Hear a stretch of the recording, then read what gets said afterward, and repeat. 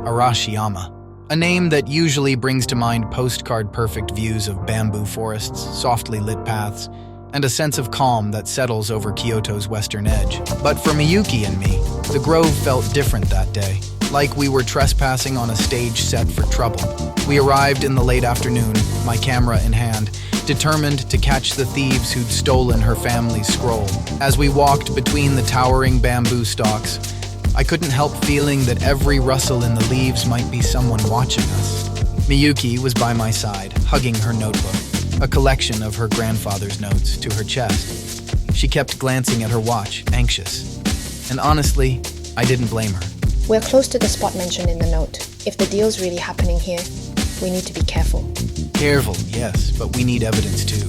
If I can snap a photo of them with the scroll, we can prove who's behind this. She nodded, scanning the path behind us. It felt like the entire grove was holding its breath, waiting to see if we'd make a move or flee.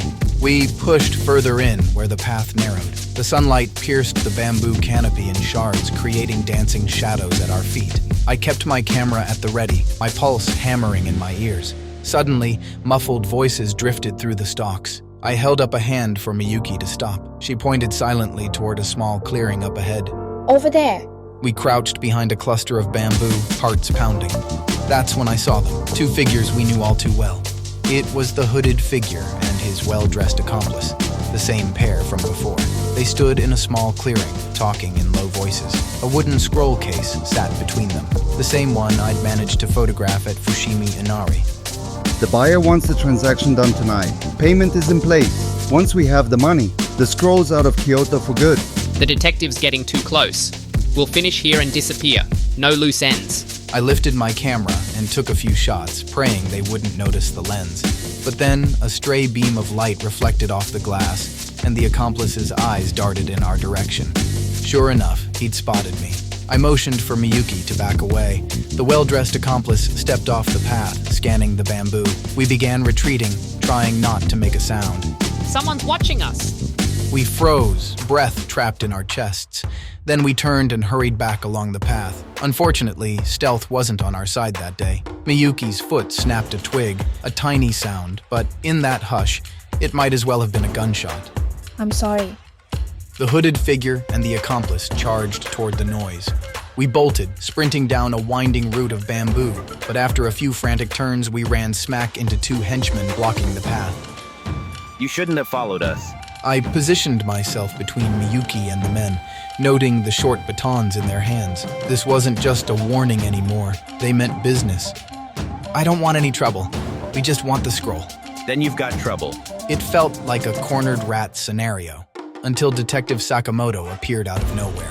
He dashed in from a side path, instantly engaging the henchman. With a quick maneuver, he disarmed henchman 2, sending the baton clattering to the ground. Henchman 1 lunged, but Sakamoto sidestepped and tripped him expertly. Kyoto Police, you two are under arrest for dealing in stolen property, assuming I don't charge you with assault first. Realizing they had the worst hand in the fight, the henchmen dropped their weapons. Relief flooded my veins. Miyuki and I tried to catch our breath. Sakamoto cuffed the henchmen, or at least pinned them, glancing at me with that mixture of annoyance and concern. Detective, how'd you know we'd be here? I had a hunch. The Arashiyama rumors weren't just rumors. You two weren't exactly subtle either. Miyuki looked around, her eyes still wide with worry. The hooded figure and his partner. They're still out there with the scroll. Sakamoto hauled the henchmen aside, demanding answers. The guys weren't eager to talk, but we caught snippets. Where's the buyer meeting you? I only know it's soon and not here. Sakamoto's jaw tightened. He'd found them, but it wasn't the whole nest, just a few worker ants, it seemed. Meanwhile, the hooded figure and the well-dressed accomplice had vanished into the bamboo or some hidden exit. I checked my camera. Thankfully, I'd snapped a few pictures of them with the scroll case. It was something, at least. They'll hand off the scroll somewhere else. If we don't find them before then. This was our best lead, and they're already one step ahead. Sakamoto finished a quick call on his phone. I could tell from his frown he wasn't thrilled with the news. At least we stopped them from completing the sale here. We might have bought some time.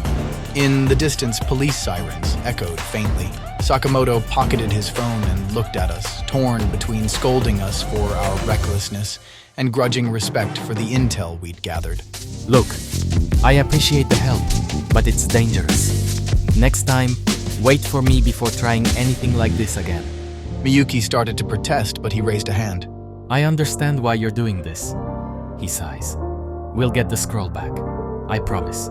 We emerged from the bamboo forest at dusk, the sky aflame with oranges and pinks over Kyoto. A squad car rolled up, uniformed officers taking the henchmen off Sakamoto's hands. Miyuki clutched her notebook, her eyes scanning the horizon like she was still searching for the hooded figure.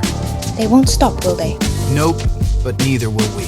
She looked at me, and I nodded, letting her know I wasn't backing down. We had one shot left to catch the real players before the scroll slipped into the wrong hands for good. The sun dipped lower, painting the bamboo in a final wash of golden light. Around us, Arashiyama's calm felt like a fragile facade, one that might shatter the moment night fell. We'd brushed with danger in that grove, but we knew we weren't done. The biggest threat still lurked somewhere in Kyoto, holding Miyuki's family legacy hostage, and we were running out of time to save it.